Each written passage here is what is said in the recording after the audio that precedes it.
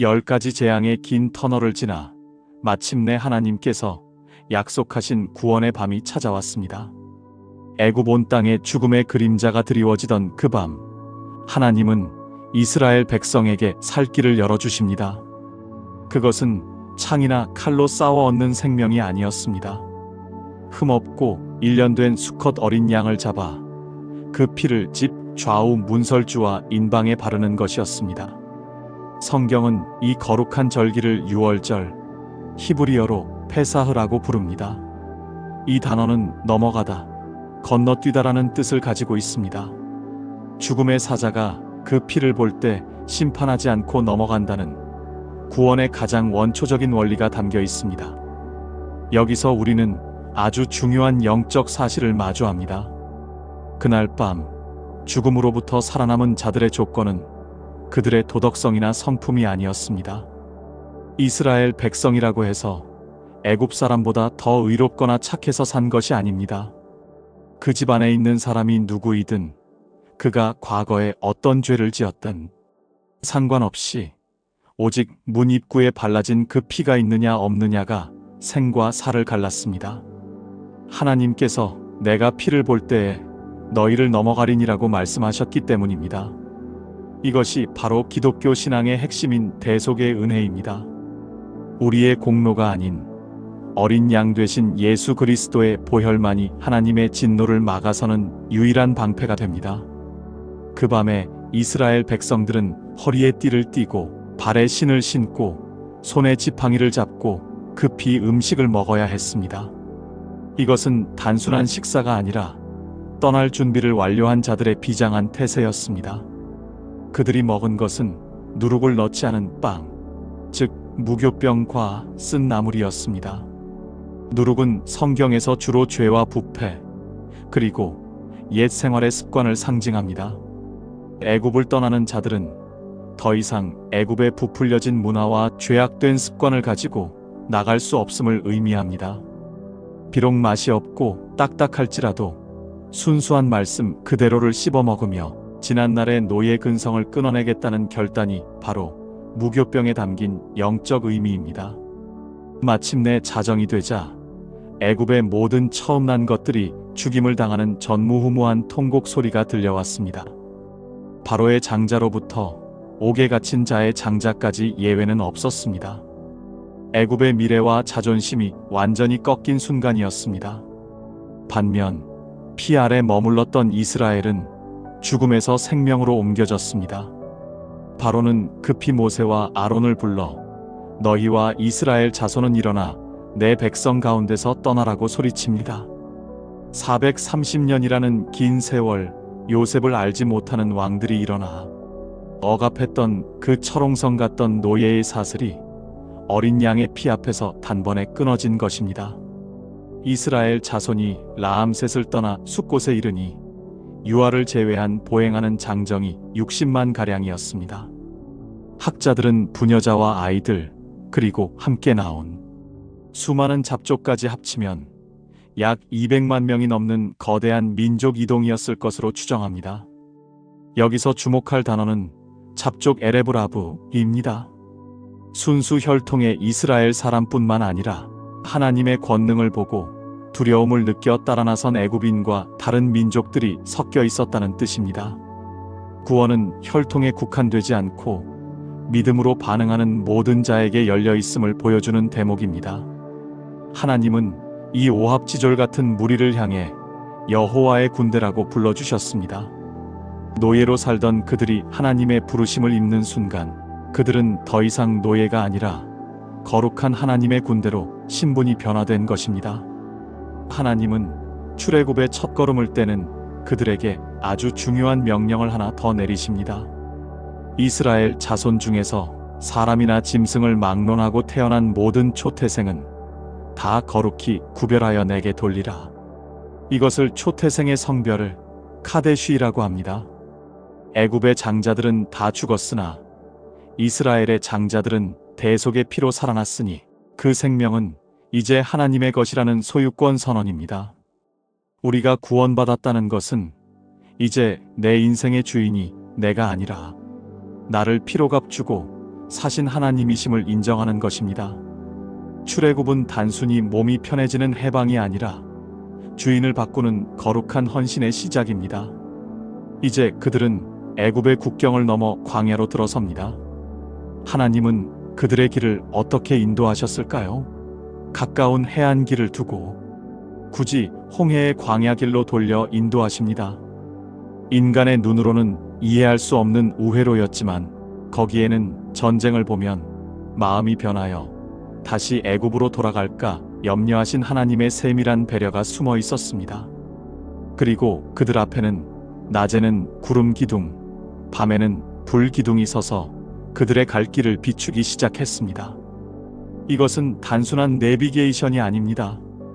하나님께서 당신의 백성을 한시도 눈에서 떼지 않으시고 가장 가까이에서 친히 호위하시겠다는 임재 쉐키나의 약속이었습니다.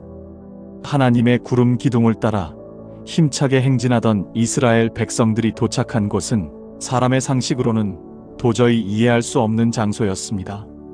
앞에는 시퍼런 홍해가 가로막고 있고 양옆으로는 험준한 산맥과 요새들이 버티고 있어 오도 가도 못하는 도간에 든 쥐의 형국, 바로 비하이롯 앞이었습니다.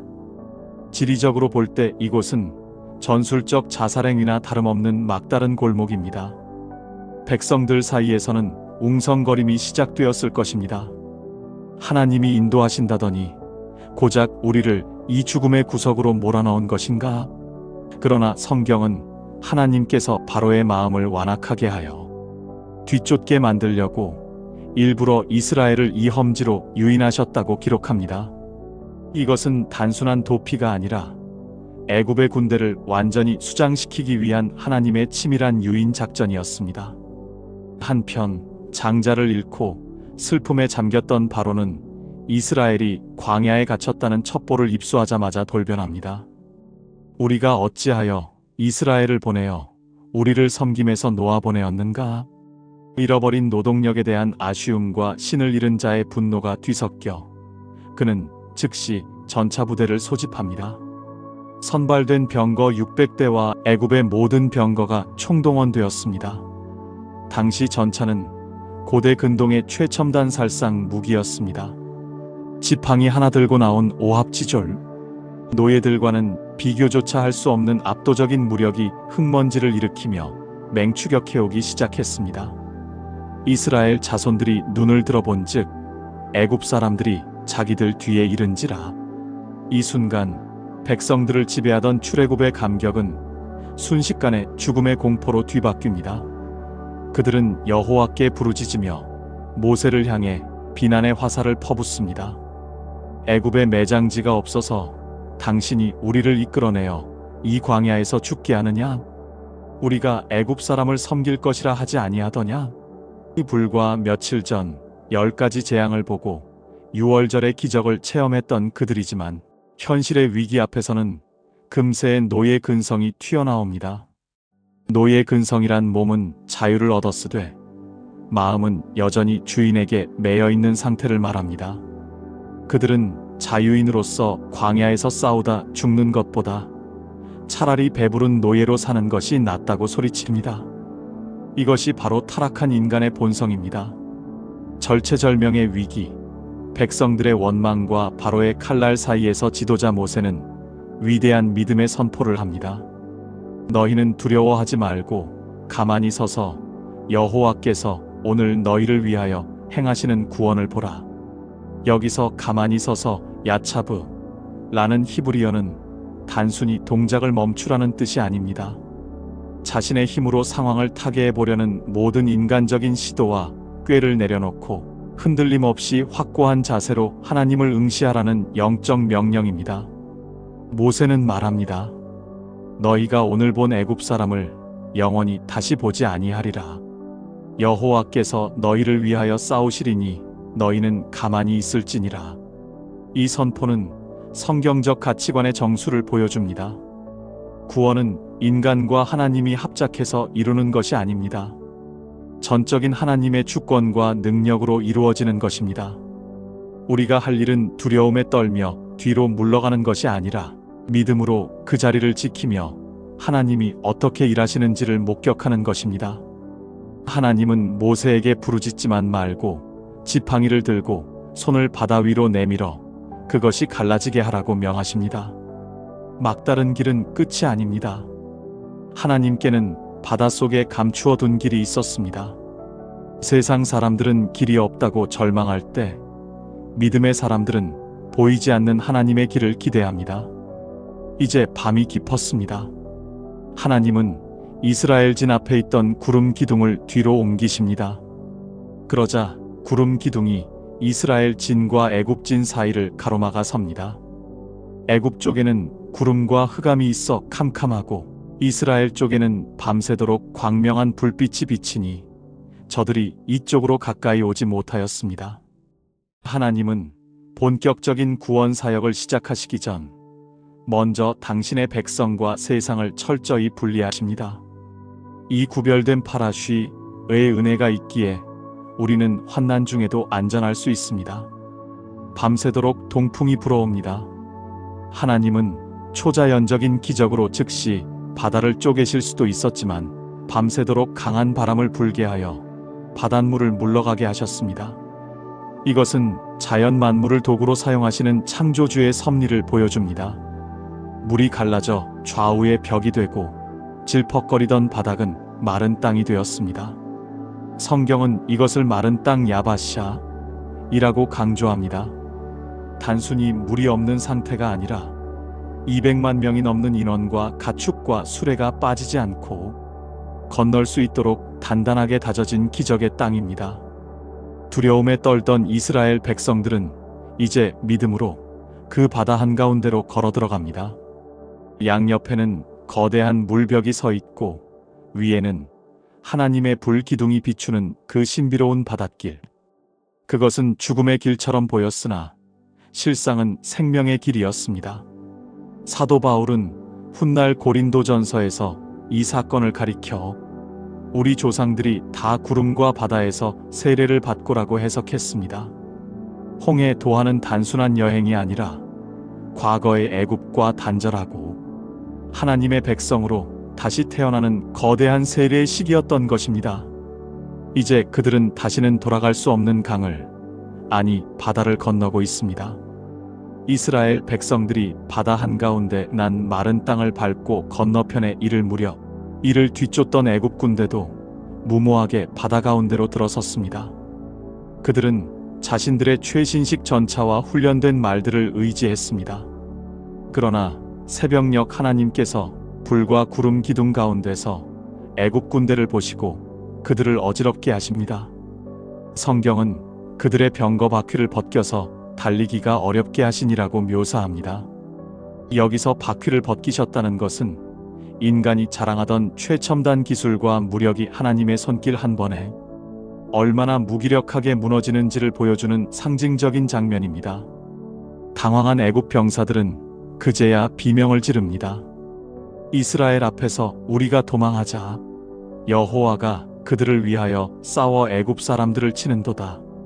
뒤늦게 깨달았지만 이미 때는 늦었습니다. 하나님께서 모세에게 다시 손을 바다 위로 내밀라 명하시니 새벽이 되어 바다의 힘이 회복되었습니다. 좌우에 벽처럼 서 있던 거대한 물이 순식간에 합쳐지며 애굽의 모든 군대를 덮쳤습니다. 바로의 말들과 병거들과 마병들이 다 수장되었고 성경은 단호하게 기록합니다. 하나도 남지 아니하였더라. 이것은 단순한 자연재해가 아니라 하나님의 백성을 억압하던 악의 세력에 대한 완전하고도 철저한 심판이었습니다. 이스라엘 백성들은 바닷가에 떠밀려온 애굽 사람의 시체들을 보며 비로소 여호와를 경외하고 그의 종 모세를 믿게 되었습니다. 어제까지 그들을 공포에 떨게 했던 절대 권력이 하루아침에 물거품처럼 사라진 것을 목격한 것입니다. 이 벅찬 감격 속에서 터져나온 것이 바로 출애굽기 15장에 기록된 모세의 노래와 미리암의 노래입니다. 이것은 성경에 기록된 최초의 구원 찬송입니다. 내가 여호와를 찬송하리니 그는 높고 영화로우심이요 말과 그 탄자를 바다에 던지셨음이로다. 그들은 하나님을 용사이시미라마, 즉 전쟁하시는 분이라고 고백합니다. 자신들은 칼 한 번 휘두르지 않았지만 하나님께서 친히 싸우셔서 승리를 주셨음을 찬양하는 것입니다. 여선지자 미리암이 소고를 잡고 춤을 추자 모든 여인이 화답합니다. 이 축제는 구원받은 자만이 부를 수 있는 영혼의 새 노래였습니다. 그러나 승리의 감격은 그리 오래가지 않았습니다. 홍해를 건너 수르 광야로 들어간 지 불과 사흘 만에 이스라엘은 혹독한 현실의 벽에 부딪힙니다. 3일 길을 걸었으나 물을 얻지 못했고 겨우 도착한 곳의 물은 써서 마실 수가 없었습니다. 그래서 그곳 이름을 마라, 즉 쓰다라고 불렀습니다. 홍해에서 춤추며 찬양했던 입술이 목마름이라는 현실 앞에서는 금세 원망의 입술로 변했습니다. 우리가 무엇을 마실까? 이것이 인간의 적나라한 실존입니다. 은혜를 체험했다고 해서 당장 성자가 되는 것이 아닙니다. 광야는 우리의 믿음이 감정에 기반한 것인지 아니면 말씀에 뿌리내린 것인지를 끊임없이 테스트하는 훈련장입니다. 백성들의 원망 앞에 모세는 또다시 여호와께 부르짖습니다. 그때 하나님은 모세에게 한 나무를 가리키십니다. 모세가 그 나무를 물에 던지니 쓴 물이 단 물로 변했습니다. 성경학자들은 이 한 나무가 장차 오실 예수 그리스도의 십자가를 예표한다고 해석합니다. 인생의 고통과 쓴맛, 죄로 인해 독이 든 것 같은 우리의 삶에 그리스도의 십자가가 던져질 때 저주가 축복으로, 슬픔이 기쁨으로 변하는 치유의 역사가 일어나는 것입니다. 하나님은 이 사건을 통해 당신의 새로운 이름을 계시하십니다. 나는 너희를 치료하는 여호와임이라. 히브리어로 여호와 라파입니다. 하나님은 우리를 단순히 애굽에서 꺼내주기만 하는 구원자가 아니라 노예 생활로 병든 우리의 내면과 육체를 고치시고 싸매시는 의사이심을 선포하신 것입니다. 마라의 시험을 통과한 그들은 곧이어 엘림에 도착합니다. 그곳에는 물샘 열둘과 종려나무 70그루가 있는 풍요로운 오아시스였습니다. 하나님은 쓴 물 뒤에 반드시 단물을, 광야 뒤에 반드시 오아시스를 예비해 두시는 분입니다. 만약 그들이 마라에서 조금만 더 인내하고 믿음으로 나아갔다면 원망하지 않고도 엘림의 안식을 누릴 수 있었을 것입니다. 하나님은 우리를 굶주리게 하거나 목마르게 하려는 것이 목적이 아닙니다. 우리가 눈앞의 현실보다 보이지 않는 하나님을 더 신뢰하는지, 그 거룩한 법도를 지키는지 시험하고 단련하여 마침내 복을 주시려는 것입니다. 이제 이스라엘은 홍해라는 세례를 받고 마라라는 쓴 잔을 마시고 엘림이라는 위로를 얻으며 진정한 광야 생활로 접어들었습니다. 그들 앞에는 더 이상 애굽의 주인은 없지만 이제는 하늘에서 내리는 양식 만나를 먹으며 사는 법을 배워야 합니다. 애굽의 창고가 아니라 하나님의 입을 바라보며 사는 훈련, 그것이 광야 교회의 핵심 커리큘럼입니다. 엘림의 안식을 뒤로하고 신광야에 들어선 이스라엘 백성들은 또다시 현실적인 문제, 바로 배고픔에 직면합니다. 가지고 나온 양식은 다 떨어졌고 광야에는 먹을 것이 전무했습니다. 그들은 다시금 모세와 아론을 원망하며 애굽에서 고기가마 곁에 앉아 떡을 배불리 먹던 때를 그리워합니다. 노예로 살망정 배는 불렀던 과거를 미화하며 자유가 주는 배고픔을 견디지 못하는 것입니다. 바로 이때 하나님께서는 당신의 백성을 먹이시는 놀라운 방법을 공개하십니다. 보라, 내가 너희를 위하여 하늘에서 양식을 비같이 내리리니. 다음 날 아침 이슬이 마른 지면에 작고 둥글며 서리같이 가는 것이 덮여 있었습니다. 백성들은 그것이 무엇인지 몰라 서로 이게 무엇이냐? 라고 물었고, 그래서 그 이름이 만나, 히브리어 만후이, 이것이 무엇이냐가 되었습니다. 이 만나는 단순한 음식이 아닙니다. 하나님은 만나를 통해 두 가지 중요한 훈련을 시키셨습니다. 첫째는 일용할 양식의 훈련입니다. 만나는 매일 아침 거두어야 했고, 다음 날까지 남겨두면 벌레가 생기고 썩었습니다. 이것은 내일 일을 염려하여 쌓아두지 말고 날마다 공급하시는 하나님을 전적으로 신뢰하라는 믿음의 훈련이었습니다. 둘째는 안식일의 훈련입니다. 제6일에는 갑절을 거두게 하여 제7일 안식일에는 노동을 멈추고 온전히 하나님 안에서 쉬게 하셨습니다. 먹고 사는 문제보다 하나님과의 교제가 더 우선임을 가르치신 것입니다. 만나를 먹으며 행진하던 그들에게 르비딤에서 또 하나의 큰 도전이 찾아옵니다. 바로 호전적인 약탈 민족 아말렉의 기습 공격이었습니다. 이것은 이스라엘이 치르는 첫 번째 정규전이었습니다.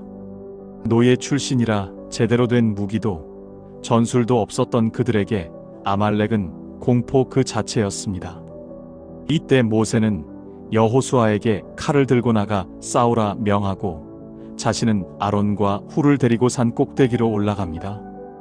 여기서 성경은 전쟁의 승패가 결정되는 비밀을 보여줍니다. 여호수아가 칼을 휘두르는 전쟁터가 아니라 모세가 손을 들고 기도하는 산 위에서 승패가 갈렸습니다.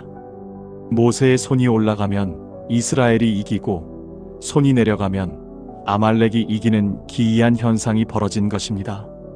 결국 아론과 훌이 모세의 팔을 좌우에서 붙들어 올림으로 해가 지도록 손이 내려오지 않았고 여호수아는 아말렉을 쳐서 무찌릅니다.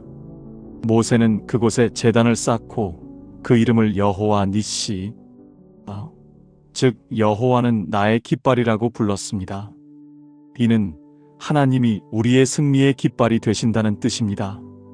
아말렉 전투는 우리에게 영적 전쟁의 원리를 명확히 가르쳐 줍니다.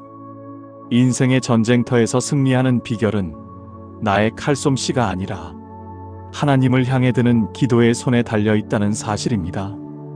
기도의 손이 피곤하여 내려가면 삶의 현장은 패배할 수밖에 없습니다.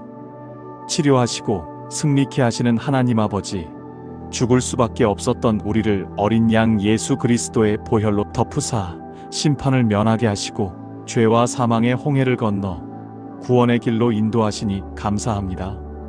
광야 같은 인생길에서 마라에 쓴 물을 만날 때 원망하지 않게 하시고 십자가의 능력을 의지하여 치유와 회복을 경험하게 하옵소서. 내일 일을 염려하여 세상의 양식을 쌓아두려 하기보다 오늘 주시는 말씀의 만나로 만족하며 감사하는 법을 배우게 하옵소서. 우리의 삶을 위협하는 영적 아말렉과의 싸움에서 우리의 손이 기도의 산에서 내려오지 않기를 원합니다. 지치고 피곤할 때 우리를 붙들어주는 믿음의 동역자들을 허락하시고 마침내 여호와 니시 승리의 깃발을 높이 들게 하옵소서. 우리의 영원한 구원자 되시는 예수 그리스도의 이름으로 기도드립니다. 아멘.